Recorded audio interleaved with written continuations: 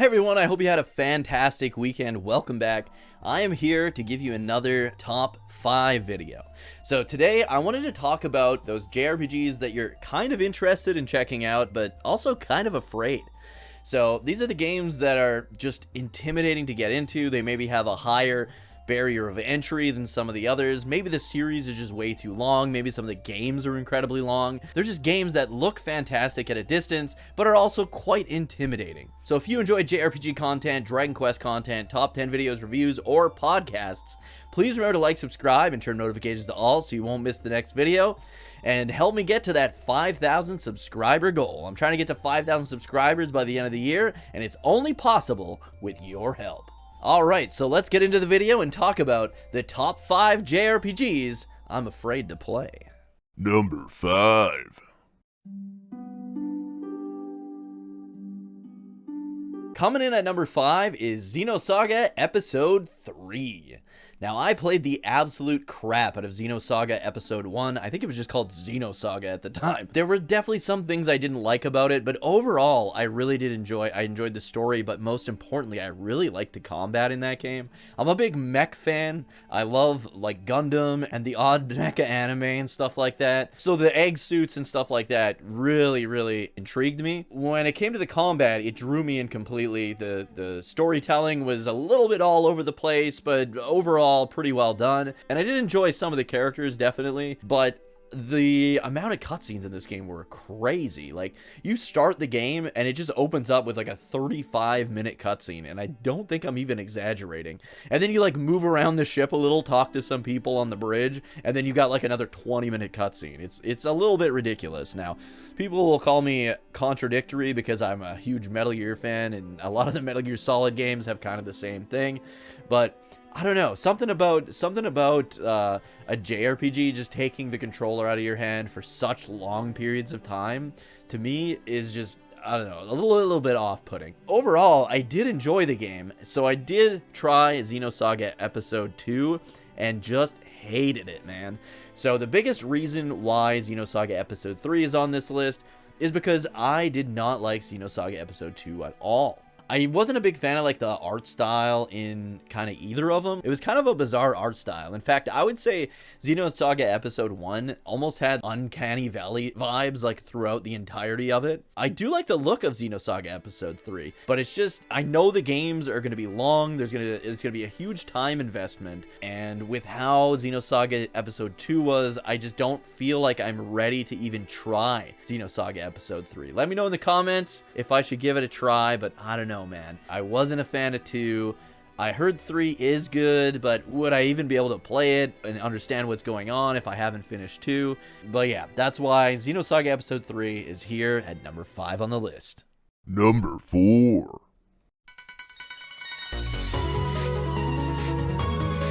Coming up at number 4 is a game series spin-off, kind of a game I talked about a couple weeks earlier. I mentioned the Mega Man Battle Network series a couple weeks ago in my top 10 games that aged poorly video. I still to this day believe that the Battle Network games haven't aged all that well, but I have never played the Mega Man Star Force games, and it looks like kind of the best parts of the Battle Network games. Like, I love the combat system in the Mega Man Battle Network series, and I love the characters, and I love the story. It was pretty much everything else I hated. So I've always been wondering if the Mega Man Star Force games are completely jam-packed with bland, zigzagged Toucan Sam mazes, or are the level designs a lot better, and there's not as much backtracking and stuff like that. I so want to take a bite out of this Star Force series, because I love Mega Man so much, and I did love the Battle Network game so much as a kid, but I feel like the Battle Network series has aged so badly, and I don't really want to take the risk jumping into the Star Force series, starting it, putting a bunch of hours into it, and then just kind of falling into the same slump that I did with the Battle Network games. Let me know if there are enough differences between the Battle Network series and the Star Force series that I won't get stuck in a lump when it comes to like backtracking through mazes for like 10 hours at a time. I might have to actually give the Star Force series a try. But Another game I would like to kind of honorable mention, it's not a JRPG, I don't think in any way, but it's that Mega Man Battle Network game on the GameCube. I heard it sucked complete ass, but I've always wanted to play it because I like the story of the Battle Network series, and I love the gameplay of classic Mega Man games, and apparently it's a classic Mega Man style game, but in the Battle Network universe. So I've always wanted to check it out, but I've heard nothing but bad things about this game. So let me know in the comments if I should give that a try. I've heard it's ass. Let me know in the comments. I would love to check this game out, but I'm a little scared to do it. Number 3.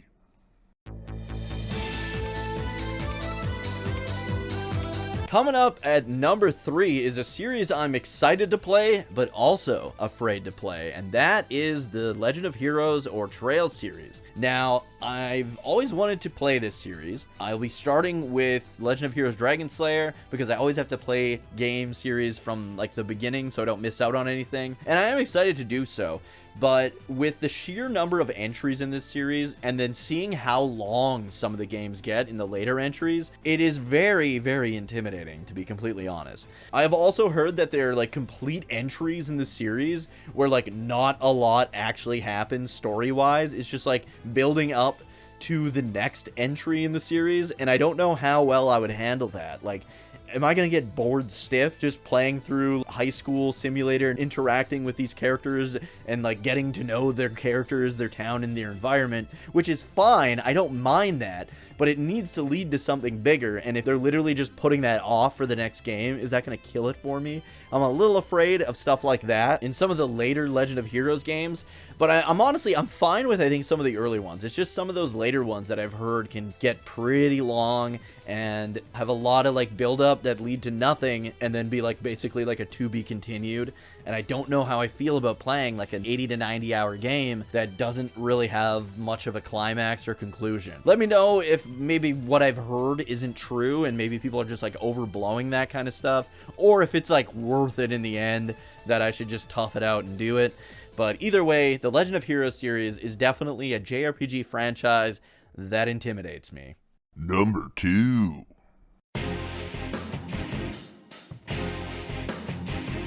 All right, and at number 2 is the Persona series. I've mentioned it a million times. I've mentioned it in this video. I like to start at the beginning of the series. And the Persona games, like 1 and 2 specifically, look a little rough-ski, all right? I don't know that I would ever actually be able to play Persona 1 and 2 unless they did like some kind of a remaster.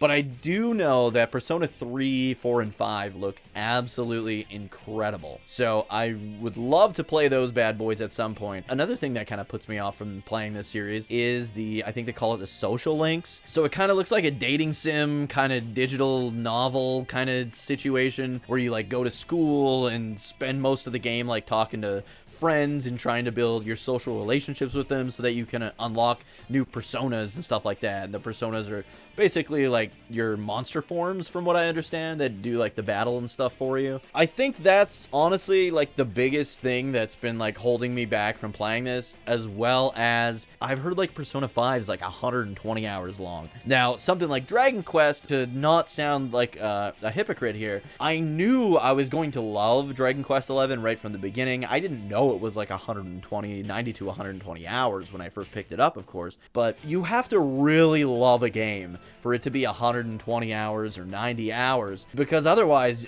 you're gonna feel like it's dragging, or you're gonna feel like you could be playing something else. And I'm a little worried about that when it comes to the Persona games as well. I don't know if Persona 3 and 4 are as long as 5, but I've heard like Persona 5 Royal is like, yeah, 120 hours or 90 hours at the minimum. So that's pretty daunting, to be completely honest.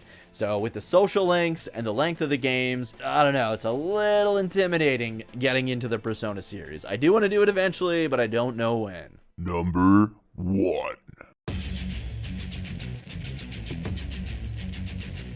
And at number 1, under the same kind of vein as the Persona series, of course, is the Shin Megami Tensei series. The only games in this franchise that I have played, I played a What If game on the Super Famicom. I just played a little bit of it. It was pretty fun, to be completely honest. And then there was a game called Demi Kids. I don't know if it was like the Game Boy Color or something, but I remember playing the crap out of that and actually enjoying it. But I don't know if it's like the difficulty that I'm afraid of in the Shin Megami Tensei series. Like, everybody keeps telling me like, oh, it's so hard, it's like the hardest JRPG series of all time and stuff like that. Or if it's just like the overwhelming amount of monsters and stuff. They all look cool, like the designs are cool and stuff, but also the dungeons look super mazy. I was watching my friend Curse play Shin Megami Tensei 3, I think it's called like Nocturne, and man, there's some mazy ass dungeons in that game, and that also scares the shit out of me. In fact, that intimidates me with the Persona series as well. I don't like mazes, man. I freaking hate them. So, a little nervous about that as well. This was at number 1 because I don't know if I'll ever get around to playing the Shin Megami Tensei series,